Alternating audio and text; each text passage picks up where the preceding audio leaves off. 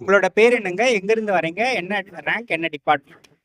என்னுடைய நேம் வந்து நவீன்குமார். நான் வந்து வேலூர் டிஸ்ட்ரிக்ட்லேருந்து வரேன். என்னுடைய ஓவரால் ரேங்க் வந்து 122, கம்யூனலில் 80. டிபார்ட்மெண்ட். டிபார்ட்மெண்ட் வந்து நான் எலக்ட்ரிக்கல் இன்ஜினியரிங்.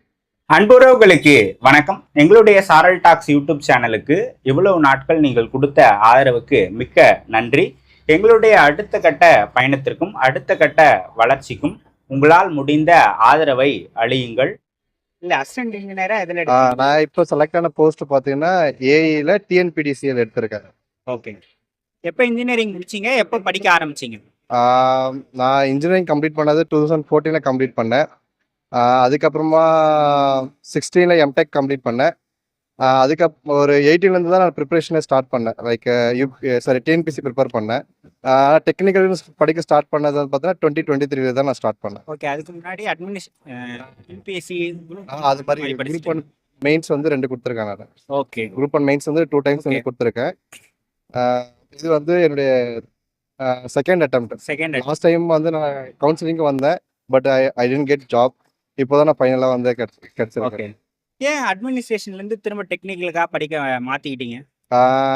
ஏன் ஆக்சுவலாக ஃபர்ஸ்ட் நான் அட்மினிஸ்ட்ரேஷன் தான் படிச்சுட்டு இருந்தேன்.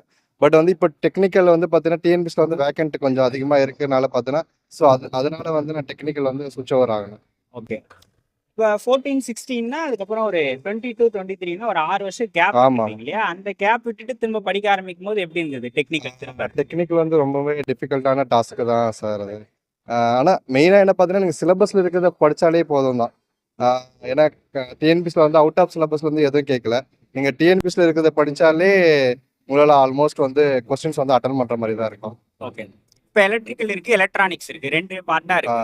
எதுக்கு அதிக முக்கியத்துவம் கொடுத்து மோஸ்ட்லி நான் எங்க இது பார்த்தீங்கன்னா நீங்கள் எலக்ட்ரிக்கல் தான் மோஸ்ட்லி ஃபோக்கஸ் பண்ணணும். நீங்கள் ஈஸி டிபார்ட்மெண்ட்டை விட நீங்கள் எலக்ட்ரிக்கலை ஃபோக்கஸ் பண்ணீங்கன்னா, எலக்ட்ரிக்கல் சப்ஜெக்ட்ஸை மெயினாக ஃபோக்கஸ் பண்ணீங்கன்னா இந்த எக்ஸாம் வந்து ஈஸியாக கிளியர் பண்ணிடலாம். ஓகே.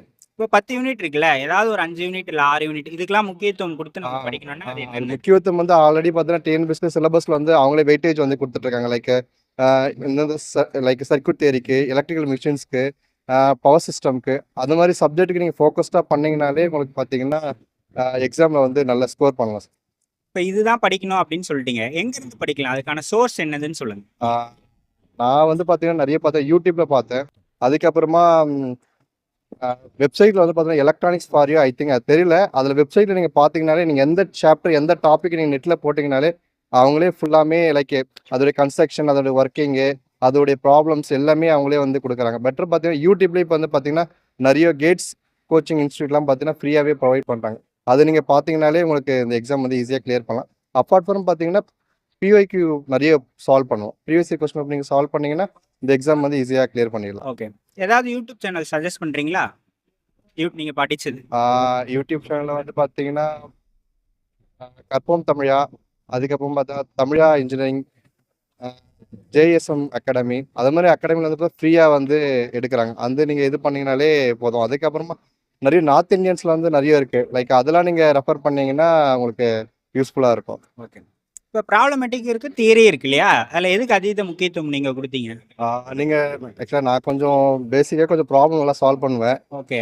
அதனால நான் கொஞ்சம் அகெயின் ப்ராப்ளம் தான் கொஞ்சம் ஃபோக்கஸ் பண்ணேன். ஏன்னா இங்கே எக்ஸாமில் எப்படி கேட்பாங்கன்னா ஒரு சர்க்யூட் கொடுத்துட்டு அந்த சர்க்யூட்டில் எவ்வளோ கரண்ட் போகுது, எவ்வளோ ரெசிஸ்டன்ஸ் இருக்குது, எவ்வளோ வோல்டேஜ் இருக்குது அப்படி தான் வந்து கேட்பாங்க. ஸோ அதனால நீங்கள் பார்த்தீங்கன்னா நிறைய சர்க்யூட்ஸை நீங்கள் சால்வ் பண்ணுற கற்றுக்கிட்டிங்கனாலே இந்த எக்ஸாம் வந்து ஈஸியாக கிளியர் பண்ணலாம். ஓகே. இப்போ ஜிஎஸ் பேப்பர் பற்றி சொல்லுங்கள். அதுக்கு எந்த மாதிரி படிச்சீங்க நீங்கள்? ஜிஎஸ் வந்து பார்த்தீங்கன்னா மெயினாக நீங்கள் ஸ்கூல் புக்கு ஃபஸ்ட்டு படிக்கிறோம். அதே மாதிரி இதுக்கும் like previous year question paper தான் பார்க்கணும். எங்கள் சிடிஎஸ்க்குன்னு ஒரு பார்த்தீங்கன்னா ஒரு ஜிஎஸ்ஏ ஒரு ஃபார்மேட் இருக்குது. அந்த ஃபார்மேட்டில் தான் அங்கே அப்படியே ஒரு 3 இயர்ஸாக வந்து அந்த ஃபார்மேட்டில் தான் கேட்டுட்ருக்காங்க. ஒரு ஃபினான்ஸ் கமிஷனுடைய எத்தனை ஃபினான்ஸ் கமிஷன் இருக்குது, அது மாதிரி அந்த ஐராரிக்கெல்லாம் வந்து அதே தான் லாஸ்ட் இயரும் கேட்டாங்க, இந்த வருஷமும் அதே தான் கேட்குறாங்க. அது மாதிரி பாலிட்டியில் இதே தான் என்ன லாஸ்ட் இயர் கேட்டாங்களோ அதே தான் இப்போயும் கேட்குறாங்க.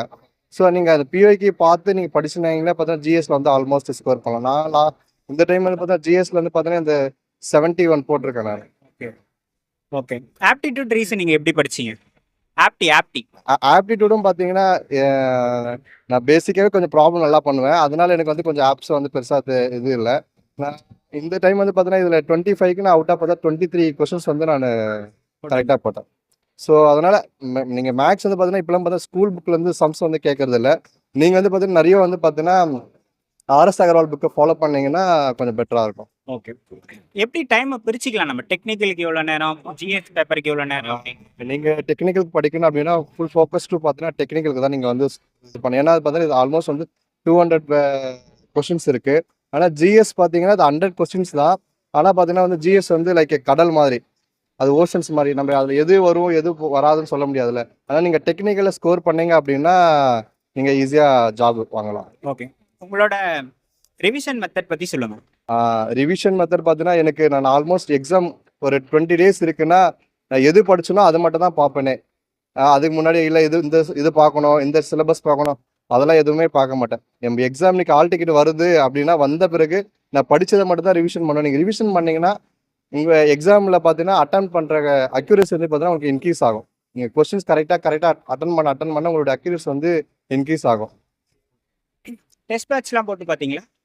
டெஸ்ட் பேட்ச்ல எதுவும் போடல சார். போடல. ஓகே. அப்போ எக்ஸாம் ஹாலில் அந்த டைம் ஸ்பீட் எப்படி கொண்டு வந்தீங்க? கொஞ்சம் எனக்கு ஸ்ட்ரகிளாக தான் இருந்துச்சு. பட் இருந்தாலும் கொஞ்சம் மேனேஜ் பண்ணி சால்வ் பண்ண முடிஞ்சுச்சு சார். ஓகே. ஆனால் அதுவும் பார்த்தீங்கன்னா சிபிடி இருக்கனால கொஞ்சம் மேனேஜ் பண்ண முடிஞ்சிச்சு. பட் அதே ஓஎம்ஆர் இருந்துச்சுன்னா வந்து பார்த்தீங்கன்னா பண்ண முடியாது. ஓகே. இப்போ ஃபேமிலிலலாம் எல்லாம் சப்போர்ட் பண்ணாங்களா படிக்க? ஃபேமிலி சப்போர்ட் இல்லைனா நம்ம இந்த அளவுக்கு வந்திருக்க முடியாதுல்ல. ஃபர்ஸ்ட் ஃபேமிலி சப்போர்ட்டு, அதுக்கப்புறம் இன்னும் என்னுடைய க்ளோஸ் ஃப்ரெண்டு பார்த்தீங்கன்னா பிருத்திவி இருக்கான். நான் ரொம்ப டவுனாக இருக்குன்னா அவனுக்கு தான் ஃபோன் பண்ணி புலம்பிட்டே இருப்பேன். மச்சான் என்னால் இது பண்ணலடா, அது பண்ண போறேன்டா. அதெல்லாம் ஒன்றும் இல்லை மச்சான், பண்ணிடலாம்டா அப்படி இப்படின்னு. அந்த ஒரு உத்வேகம் தான் பார்த்தீங்கன்னா இது வரைக்கும் என்ன ஒரு இது கொண்டு வந்திருக்கு. ப்ரிலிம்ஸு மெயின்ஸ், ப்ரிலிம்ஸில் இது பண்ணாலும் விடு மச்சான் பார்த்துக்கலாம், மெயின்ஸ் வரைக்கும் வந்திருக்குல்ல பார்த்துக்கலாம்டா, மெயின்ஸ் கிளியர் ஆகலாம் விடு நெக்ஸ்ட் பார்ப்போம். அந்த ஒரு என்னை பொறுத்த வரைக்கும் ஒரு நல்ல ஃப்ரெண்ட்ஷிப் கிடைக்கிறது வந்து பார்த்தீங்கன்னா ஒரு இது என்னுடைய ஃப்ரெண்டு வந்து பார்த்தீங்கன்னா எனக்கு கிடைச்சது ஒரு பாக்கியமாக தான் நான் நினைக்கிறேன். ஓகே. இப்போ ஒரு பெரிய ஜேர்னி, நிறைய அப்ஸ் அண்ட் டவுன்ஸ் பார்த்துருப்பீங்க இல்லையா? எப்பயாச்சும் விட்டுட்டு போயிடலாம் அப்படின்லாம் நினச்சிருக்கீங்களா? நிறைய டைம் ஃபீல் பண்ணியிருக்கேன். நிறைய டைம் வந்து அது மாதிரி சுச்சுவேஷன் வந்து நிறையவே வந்திருக்கும். என்ன சொல்றது, வேற ஏதாவது ஜாப் போயிடலாமா, வேற ஏதாவது அது மாதிரி நிறைய இருக்கும். அதுக்கு தான் சொல்றதுன்னா ஒரு நல்ல ஃப்ரெண்டு வேணும்னு சொல்றது. இந்த மாதிரி டைம்லாம் டவுனாக இருக்கும் போதெல்லாம் உடனே என் ஃப்ரெண்டுக்கு தான் கால் பண்ணுது. மச்சான் அது மாதிரி இருக்குடா, என்னடா பண்றதுன்னா, இல்லை கிட்ட வந்துட்டு ஒரே ஒரு ஸ்டெப்பு தான்டா, நீ இந்த எக்ஸாம் இது பண்ணிட்டுனா ஈஸியாக கிளியர் பண்ணிடலாம் அப்படின்ற ஒரு நிறைய சுச்சுவேஷன் வந்து நம்மள ரொம்ப ப்ரெஷர் பண்ணோம். ஆனாலும் அந்த ப்ரெஷர் எல்லாம் மேனேஜ் பண்றதுக்கு பார்த்தீங்கன்னா ஃப்ரெண்டு தான் பார்த்தீங்கன்னா பெரிய பூஸ்டாக இருந்தான். ஓகே. மொபைல் டிஸ்ட்ராக்ஷன் இருந்திருக்கா உங்களுக்கு? ஆக்சுவலாக மொபைல் டிஸ்ட்ராக்ஷன் இருந்துச்சு. ஆக்சுவலாக எனக்கு என்ன பிரச்சனைனா, நான் பார்த்தீங்கன்னா ஒரு மளிகை கடை மாதிரி சின்னதாக ஒரு கடை ப்ரொவிஷனல் ஸ்டோர் வச்சுட்டு இருக்கேன். அந்த கடையில் பார்த்துக்கிட்டு தான் நான் படிச்சேனே. ஸோ அதனால வந்து பார்த்தீங்கன்னா மொபைல் டிஸ்ட்ராக்ஷன் வந்து என்னால் அளவாக அதுக்கு டைம் ஸ்பெண்ட் பண்ண முடியல. ஏன்னா ஃபேஸ்புக்கில் கிடையாது, ட்விட்டர் அதுக்கப்புறமா இன்ஸ்டா அதெல்லாம் எதுவுமே கிடையாது, ஒன்லி வாட்ஸ்அப் மட்டும்தான். அதனால வந்து பார்த்தீங்கன்னா நம்ம எதுக்கு படிக்கணும் எதுக்கு ஃபோக்கஸ் பண்ணணும்னு இருந்தீங்கனால பார்த்தீங்கன்னா சோஷியல் மீடியாஸ் எல்லாம் நம்ம யூஸ் பண்ணதுக்கு தேவை கிடையாது. நீங்கள் ஆஸ்பிரன்ஸ்க்கு என்ன மெசேஜ் சொல்கிறீங்களோ சொல்லுங்கள். ஆஸ்பிரன்ஸ்க்கு என்ன சொல்லணும்னா, நீங்கள் ஃபஸ்ட்டு ஃபேமிலிக்கு பார்த்தீங்கன்னா நீங்கள் ஒரு நம்பிக்கை கொடுங்க. என்னால் முடியுன்ற ஒரு நம்பிக்கை கொடுத்தீங்கனால பார்த்தா உங்கள் பேரண்ட்ஸ் பார்த்தீங்கன்னா பெருசாக இது கொடுப்பாங்க. அதுக்கப்புறம் பார்த்தீங்கன்னா சிலபஸில் இருக்கிறத படிங்க. அவுட் ஆஃப் சிலபஸில் இருக்கிறத படிக்காதீங்க. சிலபஸில் படிச்சீங்கனாலே கண்டிப்பாக வந்து சர்வீஸ் வாங்கலாம். தேங்க்யூ.